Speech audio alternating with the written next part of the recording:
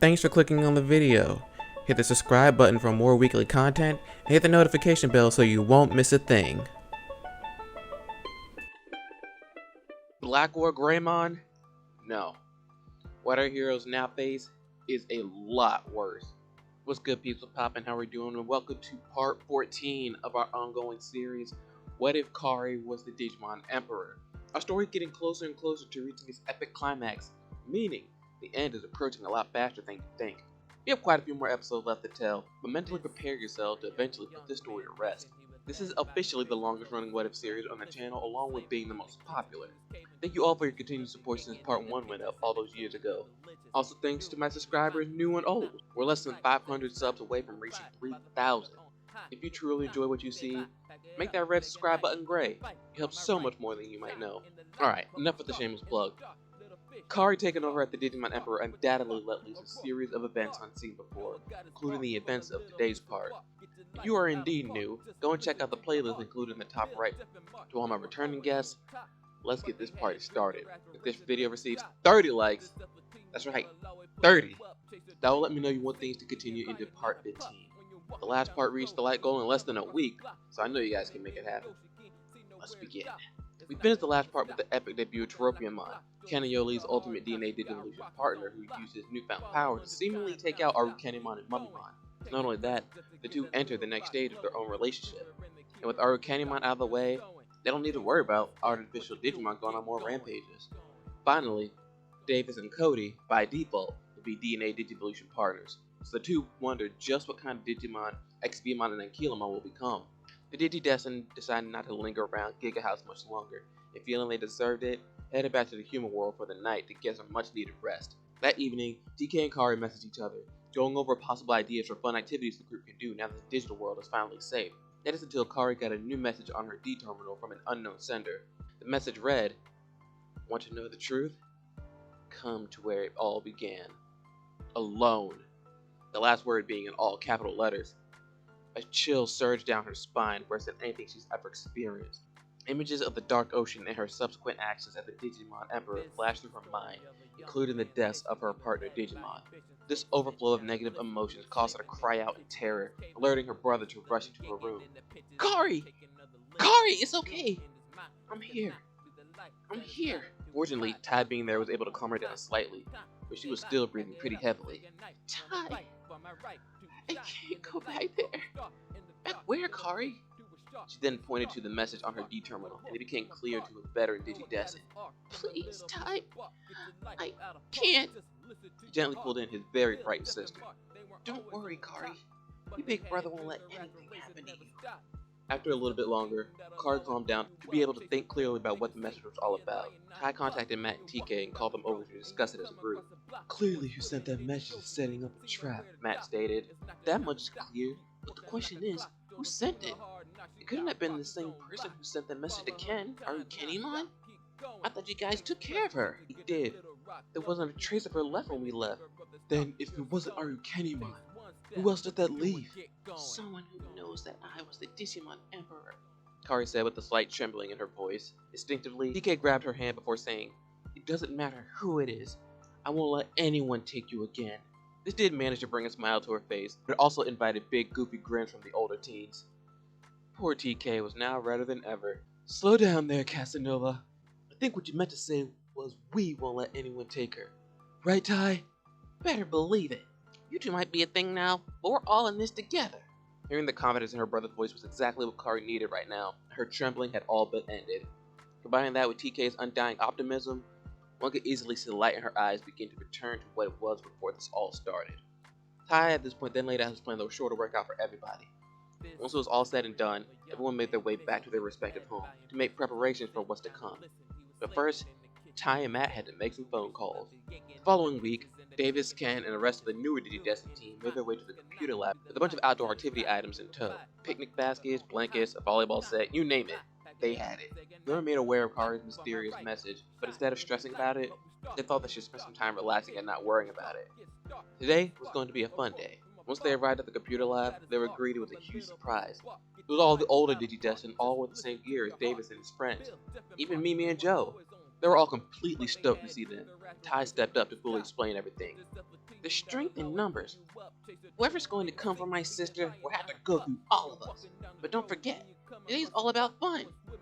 So enough standing around. Let's go! Following 12 simultaneous cheers of affirmation, the Digigate was open and the digital vacation was underway. Both generations entered the digital world on a beach that instantly reminded the older group when they first arrived on File Island. It was the same beautiful scene, minus the phone booths and the Shellmon, of course. Patamon and Gatomon have managed to gather Agumon and the other Digimon to join in on the fun. It was certainly a joyful reunion, considering how time flows in the digital world, and that some of the older Digidestined have been pushed to the sidelines since Davis and his crew entered the scene. As soon as the hugs and hellos have concluded, everyone immediately enjoyed what the beach had to offer. Davis challenged all the boys to race in the water, while the girls had a 2-on-2 volleyball match going on, Kari and Yoli versus Sora and Mimi respectively. The day was perfect. The Digimon didn't have to worry about fighting and could finally let loose after so long.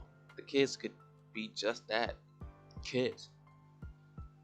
Sora, subconsciously tapping into her newfound tennis skills, spiked the ball a little harder than she intended, and the ball rolled off near some rock formation several dozen feet behind Yoli and Kari. "Be right back," Kari said, running towards the lost ball.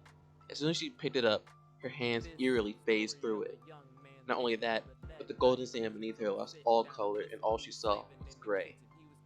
The same feeling she had just a week ago after receiving the mysterious message came back stronger than ever, and everything around her lost all color.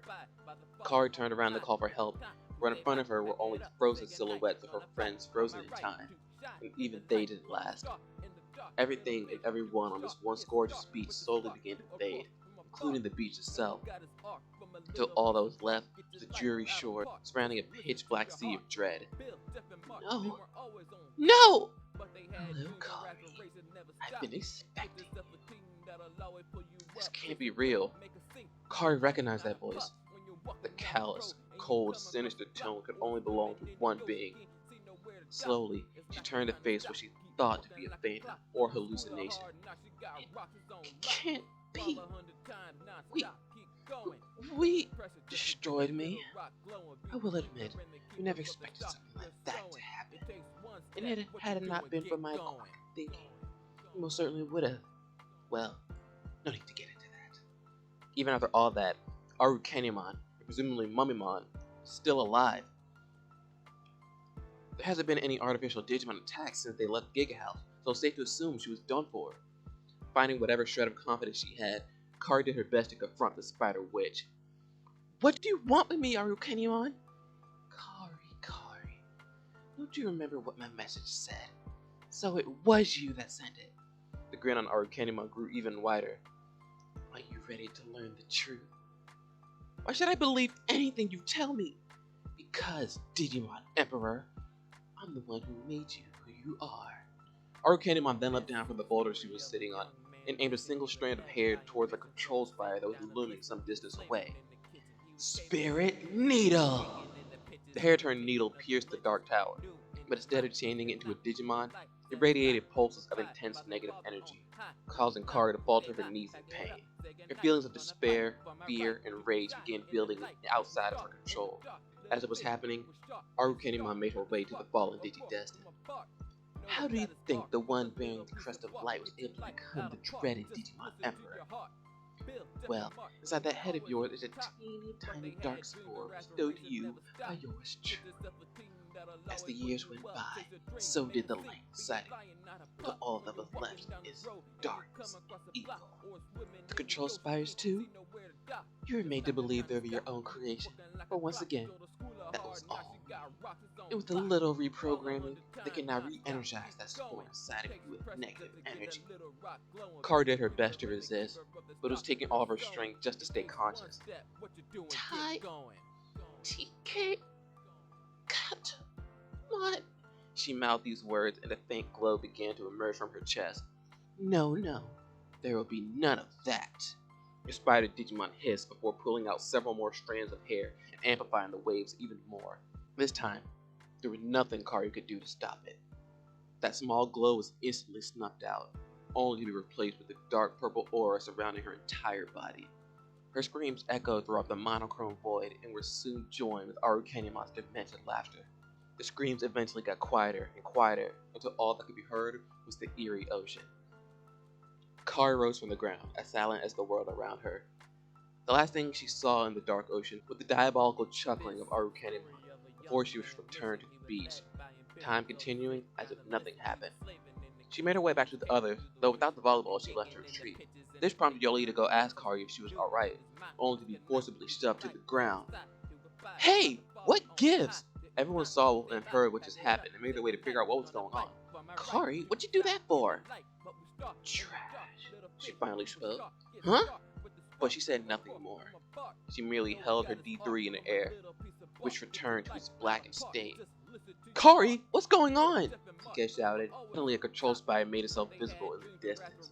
It perfectly aligned itself with Kari's D3, sending it a surplus of negative energy. Both Gatomon and Megamon felt this power flow through them, but it was not power either of them wanted. It was pure evil.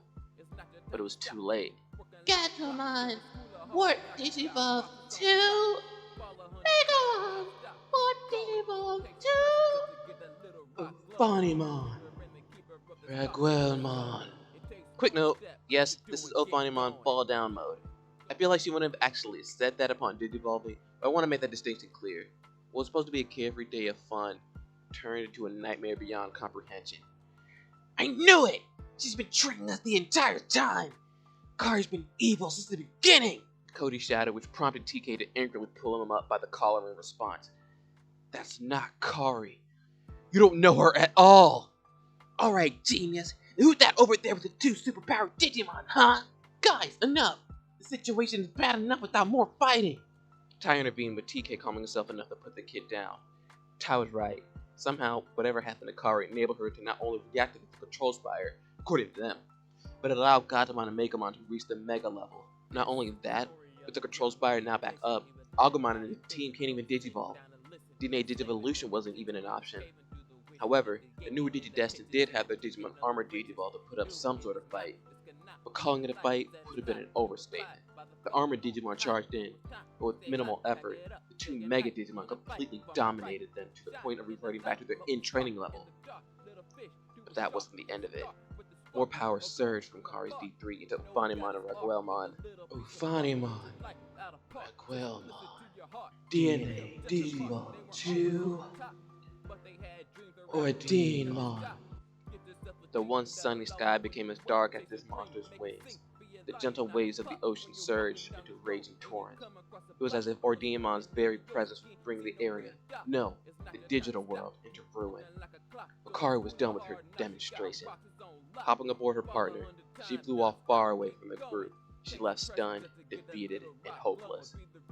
But they caught a glimpse of a second passenger aboard Ordemon, Arukenimon. That's where this part will end for today. I told you, the epic climax is coming, but who would have thought it would end up like this? Probably a good number of you since Megamon is in the picture, but I'm hoping you like the way it all came about. With Arukenimon returning to reveal the truth about how Kari became the Digimon Emperor, along with using the control spires to turn her evil again, it allows for more character-driven plots, especially with Cody. I didn't just add that spat between him and TK to make him look bad, intentionally. There was a reason for that, which will come to fruition as these parts continue to come out. I know a lot of you guys also wanted Ty to become more involved since we're dealing with his sister, so he's back in the mix. But what do you all think? How do our heroes now contend with someone who has access to Ordemon? What can the older kids do without their Digimon being able to Digivolve? Let me know your theories in the comments down below. Leave suggestions for more Digimon what ifs you'd like to see come to life in the future. Thanks for watching, and I'll catch you guys next time. Bye!